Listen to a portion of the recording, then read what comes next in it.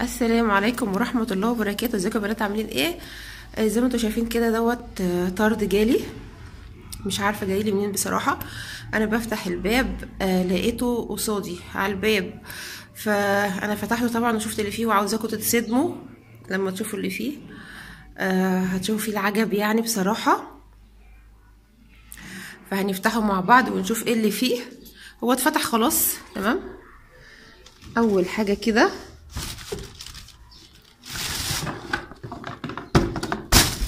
دي كبة تمام، الكرتونة فاضية.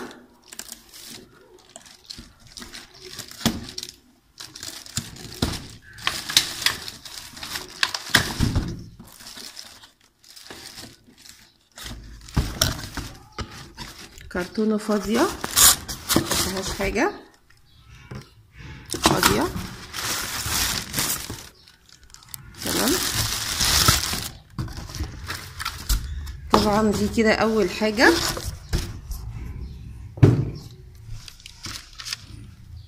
لعبة اطفال مكسورة،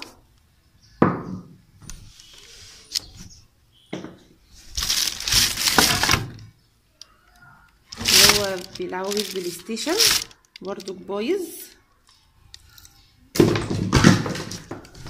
ايه تاني؟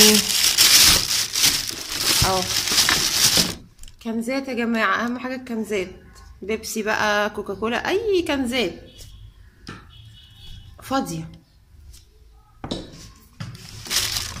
لعبة اطفال تاني فاضية. ايه تاني؟ كرسي مكسور. طب انتي يا اللي بعت الهدايا ديت او الطرد العجيب الغريب ده، كلها حاجات مكسورة كده وفاضية.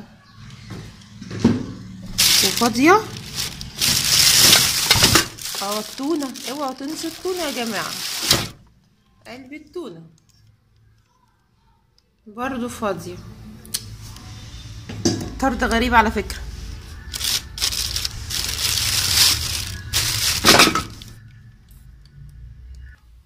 نكمل يا جماعة. طبعا الكرتونة لا تسر عدو ولا حبيب، زي ما انتم شايفين كده. كل التورتات اللي بتيجي من بره مش عارفة ليه بتبقى متقطعة كده بصراحة. نكمل. مكرونة جميلة، البلد بتاعتها ايه بقى؟ العاشر من رمضان، مصر يا جماعة 100%. جميلة الصراحة، يعني احسن من اللي هنا مليون مرة. ازازة زيت مصرية برضو جميلة، مش عارفة يبعتلي تموين الشهر ولا ايه. طبق فاكهة او طبق خضار جميل اهو، حاجة قيمة جميلة تمام. بس لا، غير اللي عندنا برضو، يعني مكسور بردك اهو. غير اللي عندنا، الحاجة دايما اللي بتبقى مبعوثة من بره غير اللي هنا خالص. يعني حلو للمطبخ تمام يعني. في حاجة هنا اثرية بقى، قولها.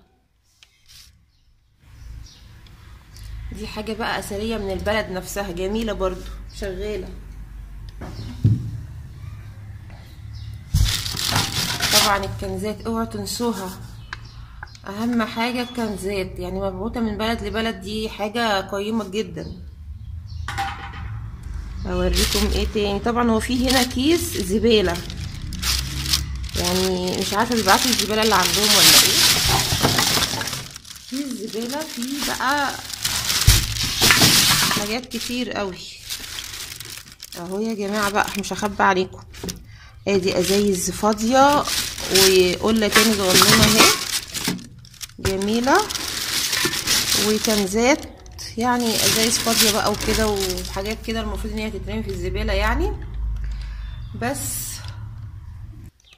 يا جماعة في حاجة تانية كانت محشورة تحت في الكرتونة الغريبة دي، صابون مواعين غير اللي عندنا خالص. تخيلوا ريحته تحفة، يعني ما اقولكمش، اول مرة اشوف حاجة ريحتها جميلة كده يعني، مفيش منها في مصر حاجة كده تحفة. بجد جميله. لا ده غير الشاي بقى، مبعوت لي شاي وقهوه وحاجات كتير كده، يعني تموين الشهر زي ما بقول لكم. طبعا يا جماعه دي مش هدايا ولا حاجه، دي حاجات كانت عندي، دي المفروض ان الكرتونه هتترمي في الزباله، بس قلت اعمل لكم الاكل ده بجد. في قنوات كتير قوي بيجي لها هدايا غريبه، انا بقول لهمش ما يقبلوش الهدايا، لا يقبلوها عادي مفيش مشكله، والله ما في مشكله، بس مش لازم نصورها، مش لازم نقف قصاد الكاميرا، مش لازم يا جماعه نقف قصاد الكاميرا ونطلع البلاوي اللي مبعوته، مش لازم. يعني الواحد بيشوف حاجات غريبه، مش لازم تورينا مناديل المجات اللي بتتحط عليها المجات وتقولي ياه واو، مش لازم تورينا المكرونه اللي مبعوته، مش لازم تورينا اللبس العجيب الغريب اللي بيبعتوه لكم برضو، مش لازم تورونا الصدقه اللي بتبقى مبعوته لكم. طبعا في ناس هتخش لي في التعليقات تقول انت متضايقه ومتغاظه منهم ومش عارفه ايه، لا الحمد لله، الحمد لله انا ولا متضايقه ولا متغاظه، يعني انا ولا هصور هديه من قريب ولا من بعيد، يعني لو جوزي جاب لي هديه او عيالي مش هصور، ملهاش لازمه ان جوزي يجيب لي هديه اقول تعالوا شوفوا جوزي جاب لي ايه، مش شايفاها لها اي داعي. تعالوا شوفوا عيالي جابوا لي ايه في عيد الام.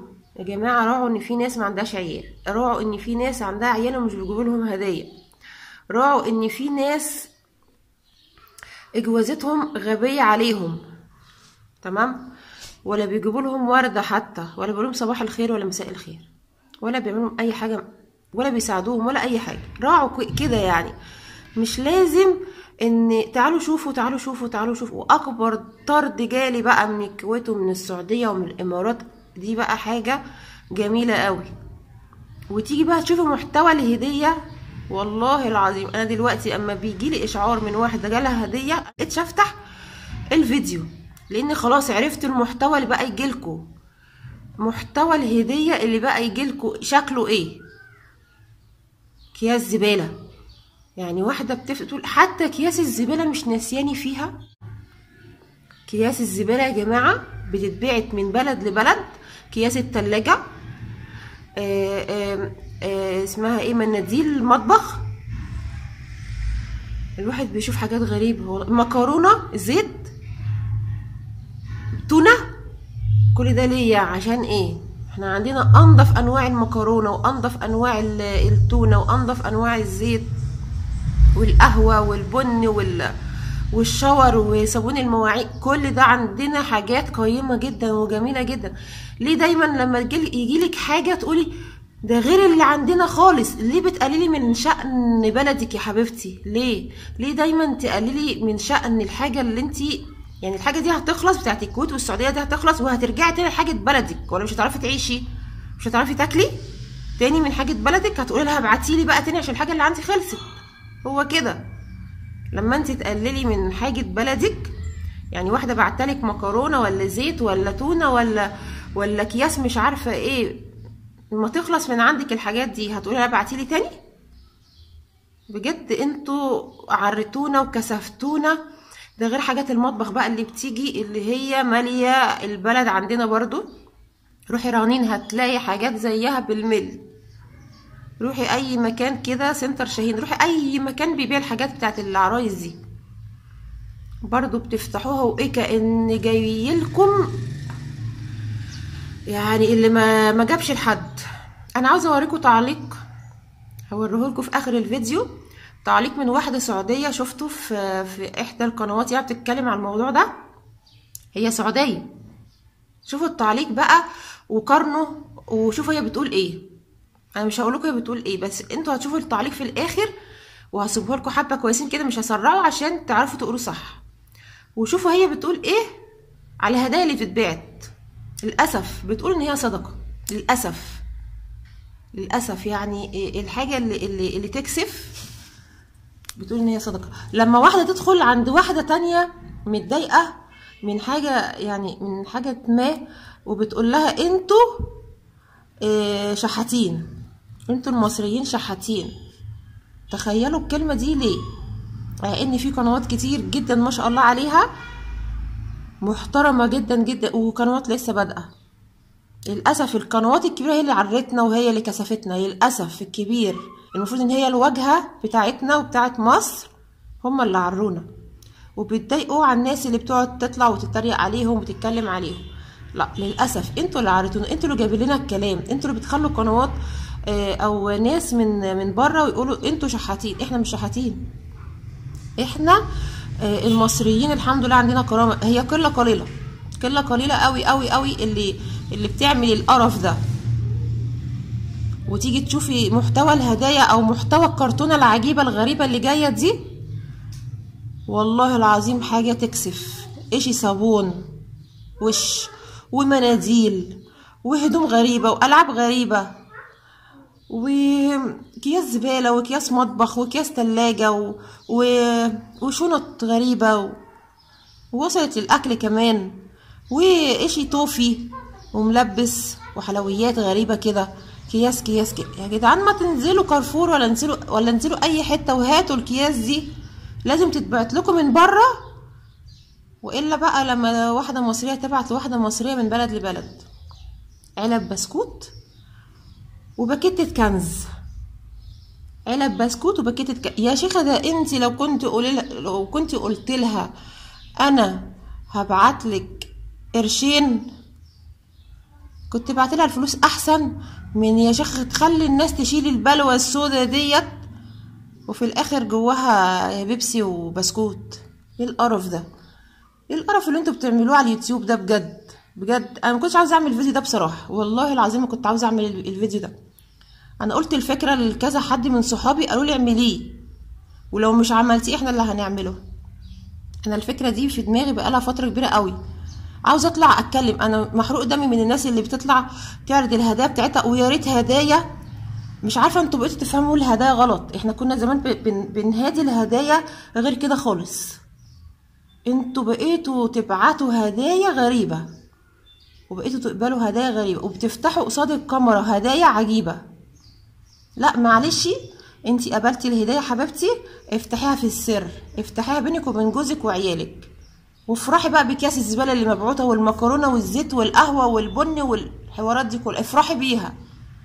مش لازم تقولي تعالوا شوفوا اكبر طرد جالي واكبر مش عارفه ايه ونلاقي في شاور وصابون مواعين واسفنج مواعين ايه يا جدعان ده؟ دي بقت الهدايا بالنسبه لكم ومجات وبلاستيكات وحاجات ازاز. معلش انا بتاسف لكم يا جماعه، بس للاسف هو دوت اللي بيحصل على اليوتيوب، وهو ده اللي بيحصل في مجتمعنا. وللاسف جابوا لنا الكلام وجابوا لنا الشتيمه.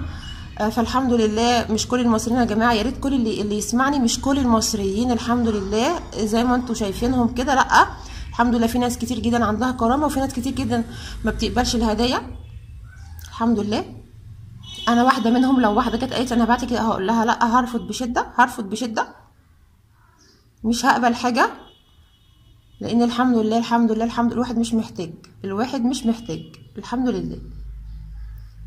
يعني مش لازم الواحد يبقى عايش في قصر عشان يقول هو مش محتاج، لا الحمد لله الواحد فعلا مش محتاج ان هو يجيله هدايا وزباله من بره.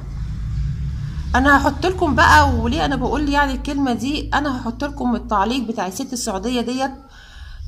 قريته في تعليق في فيديوهات من اللي هي بتعمل رياكت على موضوع الهدايا، هحطه لكم وانتوا احكموا وانتوا بقى شوفوا الست السعوديه ديت بتقول ايه على الهدايا اللي بتتبعت للحلوين بتوعنا. وهقول لكم بقى السلام عليكم ورحمه الله وبركاته. اسفه ان انا طولت عليكم، بس حاجه كده كانت جوايا ولازم كنت اطلعها. يلا سلام.